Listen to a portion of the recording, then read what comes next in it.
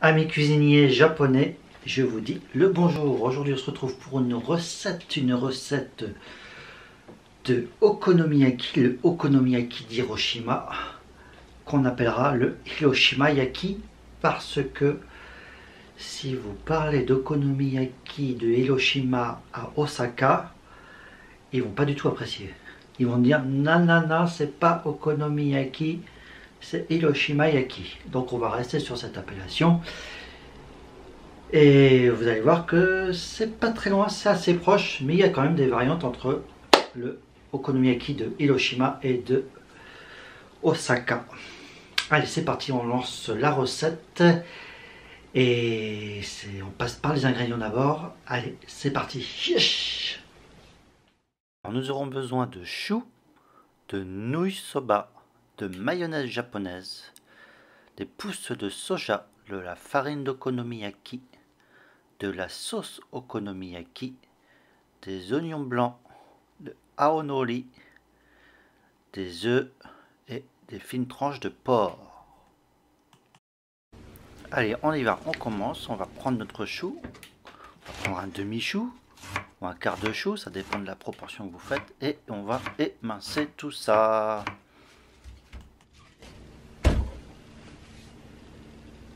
Là, on va prendre nos oignons blancs.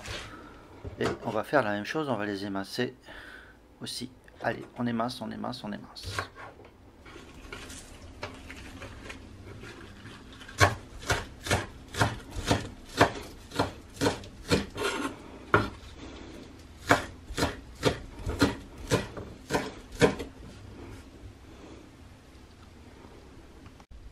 Là, on va prendre notre farine d'okonomiyaki que l'on va mettre dans un saladier. On va mélanger ça avec de l'eau jusqu'à obtenir une pâte très fluide, un peu comme une crêpe normale de chez nous.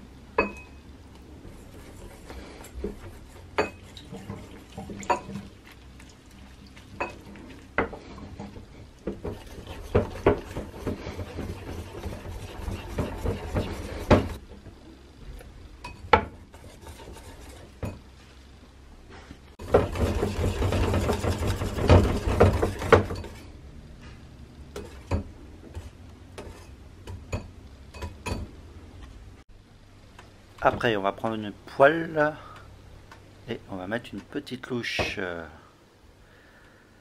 de crêpe, de pâte. On étale tout ça bien, pour pas qu'elle soit trop épaisse non plus. Et on fait cuire tout ça.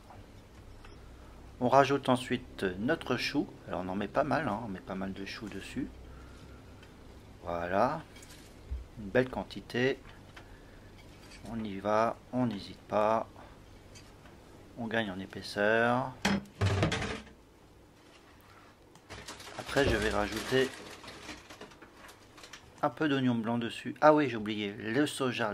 On met les pousses de soja dessus. Alors, on en met beaucoup moins, bien sûr. Mais on rajoute le soja. Et après, j'ai mis un peu d'oignon blanc dessus. Ça fait un petit peu mieux.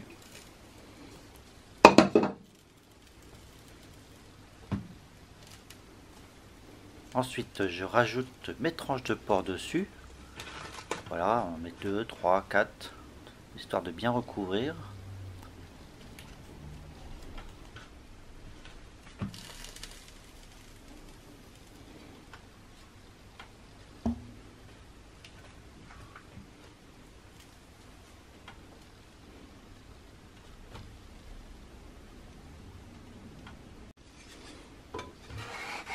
On va retourner la crêpe, alors on va s'aider de 2 spatules, il faut bien maintenir et faire ça très vite, hop, pas en mettre partout, voilà, et il n'y a plus qu'à laisser cuire de l'autre côté, même chose.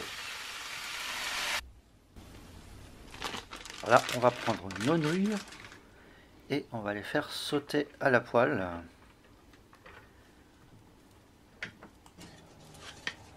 On va rajouter je rajoute un peu de saké, c'est pas une obligation, vous faites comme vous voulez. Et après on va rajouter un peu de sauce okonomiyaki à l'intérieur et on va faire cuire l'ensemble.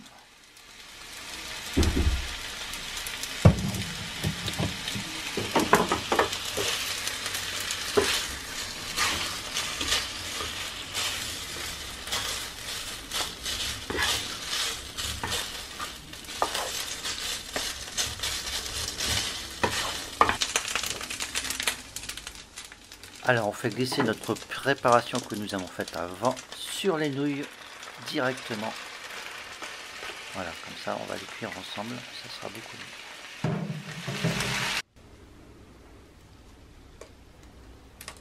Ensuite je casse un œuf et on va l'étaler. Voilà, ça va vous faire une belle base. Si un œuf ça suffit pas, vous en mettez deux, hein. Il faut que ça recouvre toute la crêpe en fait, hein.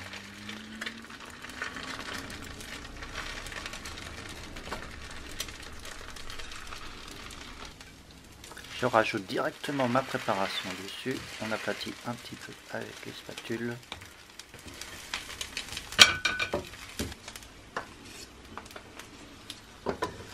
Et là, même chose que tout à l'heure, on retourne, hop, la crêpe. Et vous voyez, vous avez l'œuf qui est juste au-dessus. C'est parfait, c'est nickel.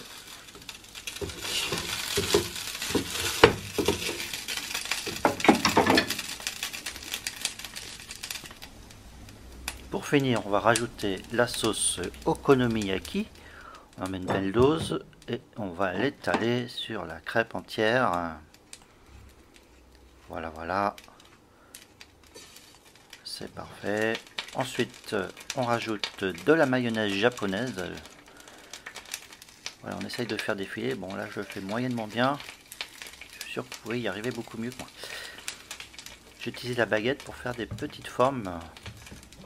Si j'avais bien fait la chose avant. Voilà, vous voyez, hop, ça donne la forme de okonomiyaki un peu.